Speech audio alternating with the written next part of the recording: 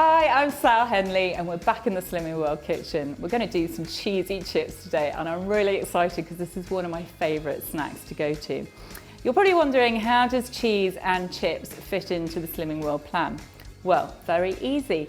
Each day you're allowed a healthy extra A food choice, and that is, on this occasion, 30 grams of cheddar. So that is what we're going to add to the top and just grill it or put it in the oven to just melt it over for a delicious, yummy snack.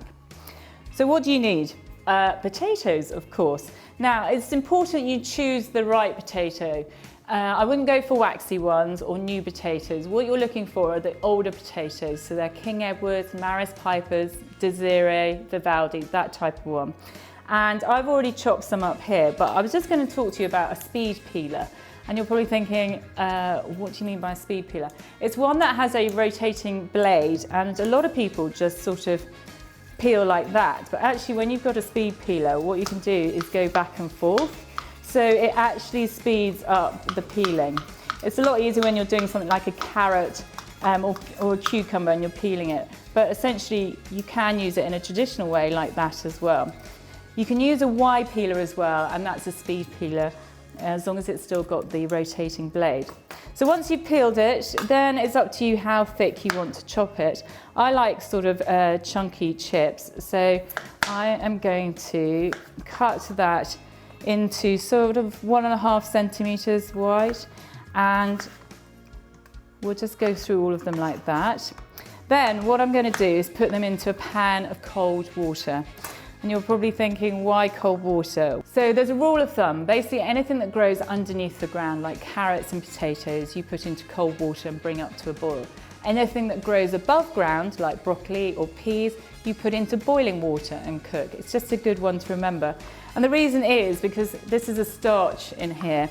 And if you just put it into boiling water, it would just gelatinize the starch on the outside and not cook from the inside out.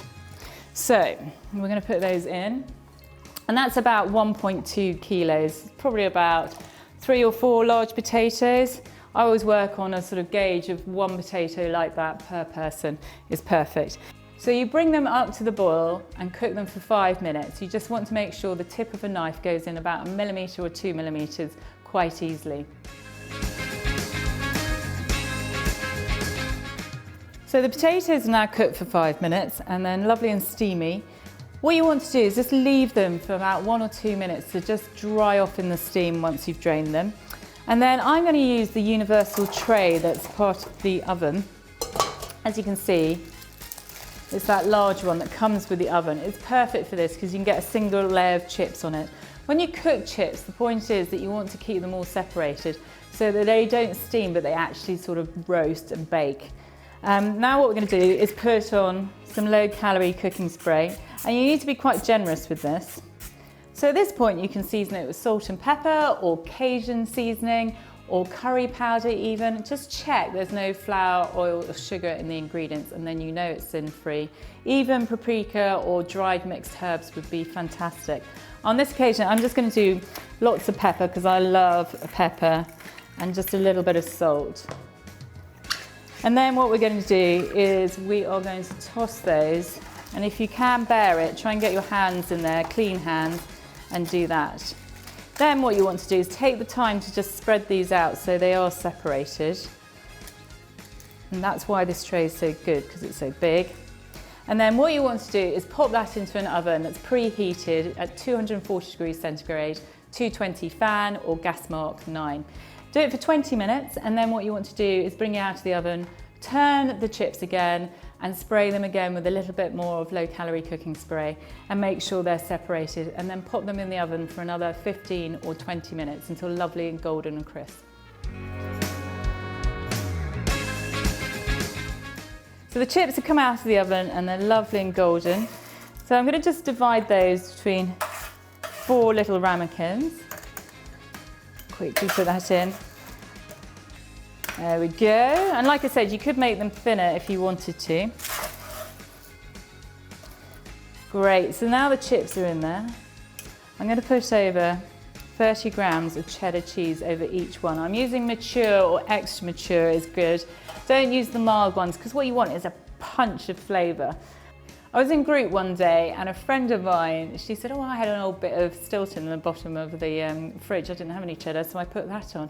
And I thought, great, that's a really good idea. And then we got discussing it and we said, oh, a bit of Worcestershire sauce from the store cupboard staples. That will just dial up that flavour and be delicious. That's the great thing about going to group. You get such great recipe ideas and inspiration. If you are going to use a different cheese, just refer back to your food optimising book to make sure that you've got the right quantity so you're hitting the healthy extra A, which gives you the calcium that you need for the day. So there we go, cheesy chips, here we come. Now what you need to do is put these into the oven for 5 minutes and cook it until the cheese has melted and looks delicious and golden. My goodness, look, the cheesy chips are done, woo woo! I'm so excited by them. I'm going to dig in a minute, but if you're thinking, what am I going to serve these with? Something like grilled chicken and a salad would be delicious, or a lovely steak. I love a steak. A nice ribeye maybe, just make sure you don't eat any of the visible fat, with the cheesy chips and again a great salad or some vegetables. Or if you're having it as a snack, why don't you try it with sort of sticks of celery, cucumber, carrot, peppers, and you can make a dip to go alongside it with fat-free yogurt. Grated garlic, just a little fresh garlic in there, and some chives would be delicious, or even a little hummus. Just take a can of drained chickpeas and a bit of cumin and a bit of garlic and then a bit of lemon juice and maybe a bit of water and whiz that up in a food processor. Within literally 5 minutes you've got a dip, and they're great to have with your cheesy chips.